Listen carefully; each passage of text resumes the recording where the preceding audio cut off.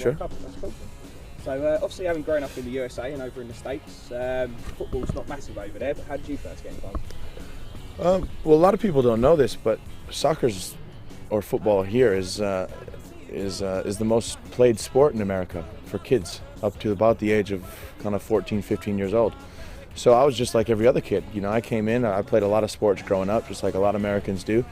And it's just a matter of choosing the right one when you get to the age where you have to go play high school sports. And I, of course, chose soccer in the fall season of my high school years. And I just kind of, that was always just what I was best at. And then, of course, with anything, as you grow, as you develop, you start to get different opportunities, and you take them where you can find them, and if not, try to make them yourself.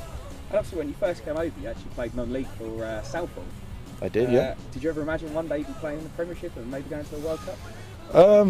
I guess the dream was always there. I mean, I never would have took the chance to come over here on my own and try to do it the hard way if I didn't think that kind of utopia would be here at the end. But you know, again, the reality sometimes isn't the same. But thankfully for me, I was able to do it the longer, harder way. But you know, in the end, I got there. So you know, again, that's what it's all about.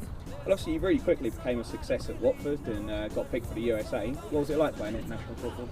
Oh, it was amazing. You know, it was, again, I kind of did the backwards route where normally you play for the USA and then you come to Europe and play. But I kind of played here, and then I finally got a call up to play for the US because I didn't grow up playing youth national teams or anything. So to finally go back that way and to play for your country is the highest honor. And you played in the Confederations Cup last year out in South Africa. How did you find the experience? It was amazing, you know, and I'm really looking forward to now getting back there, and I think hopefully we can try to use that to our advantage, and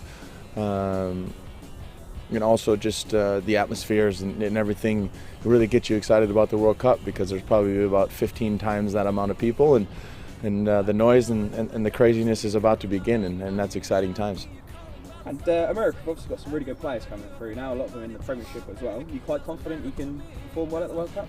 Well, I hope so. You know, we've had quite a few injuries this season as far as our squad goes, but it looks like most of the guys will be back and ready to go. So, yeah, I think, again, taking confidence from last summer and the success we had in the Confederations Cup, I think, you know, we need to go in with confidence and maybe a little bit of swagger to make sure that we go and do the same thing.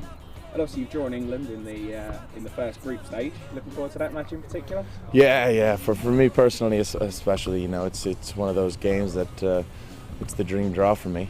You know, to challenge myself against the guys that I've challenged myself with for the past couple of years, but on a much bigger stage is what it's all about. And again, to challenge yourself against England and possibly one of the best teams in the World Cup is our first challenge. And if we can get through that, then again we can take confidence into the rest of the group.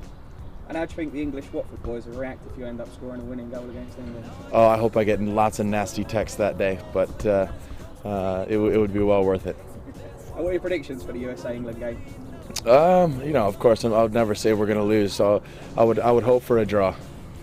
Cool. And just one last question: we're putting a World Cup feature together, just getting everyone to list their favourite World Cup memories. So I don't know if you've got one in particular. Well, I guess on a personal note, just watching the US as I was growing up, I remember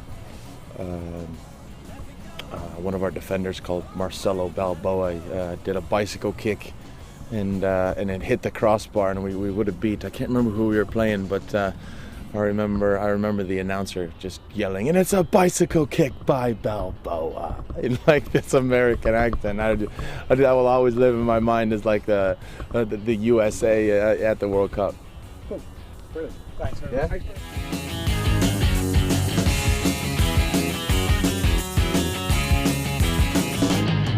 I could go out in the dark and see you calling my name.